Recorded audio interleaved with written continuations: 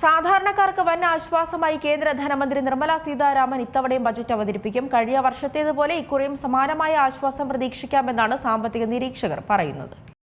സാധാരണക്കാർക്ക് വൻ ആശ്വാസം സമ്മാനിച്ചുകൊണ്ടാണ് കേന്ദ്ര ധനമന്ത്രി നിർമ്മല സീതാരാമൻ കഴിഞ്ഞ വർഷം ഫെബ്രുവരി 1 ബജറ്റ് അവതരിപ്പിച്ചത്.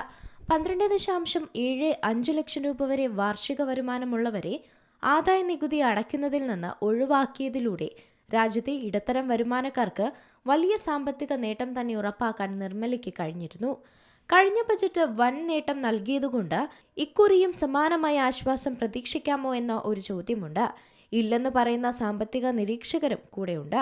അതേസമയം ആദായ നികുതിയിൽ കാര്യമായ മാറ്റം വരുത്തിയില്ലെങ്കിലും ഇത്തവണയും ആശ്വാസമേകാനുള്ള വഴികൾ നിർമ്മല സീതാരാമൻ കണ്ടെത്തുമെന്ന് വാദിക്കുന്നവരുമേറെയാണ്. അതിലൊന്നാണ് കഴിഞ്ഞ 10 വർഷമായി തൊട്ടിട്ടില്ലാത്ത ഭവന വായ്പ പലിശ അടിസ്ഥാനമായുള്ള ആദായ നികുതി ഇളവിന്റെ പരിധി. ഭവന വായ്പയുള്ളവർക്ക് 2 ലക്ഷം രൂപ വരെയാണ് നിലവിൽ ആദായ നികുതി ബാധകമായ വരുമാനത്തിൽ നിന്ന് കുറയ്ക്കാനാവുക. 2015 മുതൽ ഇത് 2 ലക്ഷം രൂപയായി തുടരുകയാണ്. ഇളവിന്റെ പരിധി 3 ലക്ഷമോ അതിലേറെയോ ആയി കൂട്ടണമെന്ന ആവശ്യവും ശക്തമാണ്. കഴിഞ്ഞ വർഷം ആദായ നികുതിയിൽ വലിയ ആശ്വാസം സമ്മാനിച്ചതിനാൽ ഇക്കുറി നിർമ്മല സീതാരാമൻ ഈ ആവശ്യം പരിഗണിച്ചേക്കുമെന്നാണ് പ്രതീക്ഷ.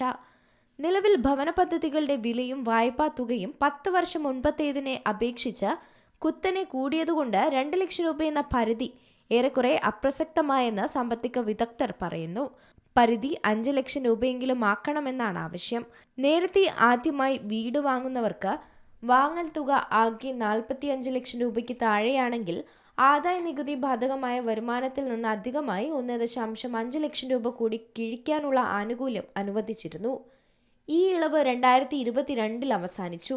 ഇത് പുനരാരംഭിക്കുമെന്ന ആവശ്യവും ഉയർന്നിട്ടുണ്ട്. ആദായ നികുതിയിൽ പുതിയ സ്കീമിലെ സ്ലാബ് കഴിഞ്ഞ തവണ നിർമ്മല പുനഃക്രമീകരിച്ചിരുന്നു.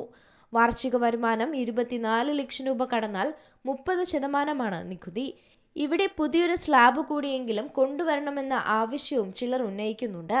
30 മുതൽ 35 ലക്ഷം രൂപ വരെ വരുമാനമുള്ളവർക്ക് 30% താഴെ ഒരു സ്ലാബ് വേണമെന്നും 35-50 ലക്ഷം രൂപ വരുമാനമുള്ളവർക്കായി മറ്റൊരു സ്ലാബും വേണമെന്നതാണ് ആവശ്യം. 50 ലക്ഷത്തിന് മുകളിൽ വരുമാനക്കാർക്ക് മറ്റൊരു നികുതിയും ഈടാക്കണം. Business desk, Zee Malayalam news. ഏറ്റവും പുതിയ വാർത്തകളും വിശേഷങ്ങളും വിരൽ തുമ്പിലറിയാൻ സീ മലയാളം ന്യൂസ് എല്ലാ ഡിജിറ്റൽ പ്ലാറ്റ്ഫോമുകളിലും ലഭ്യം.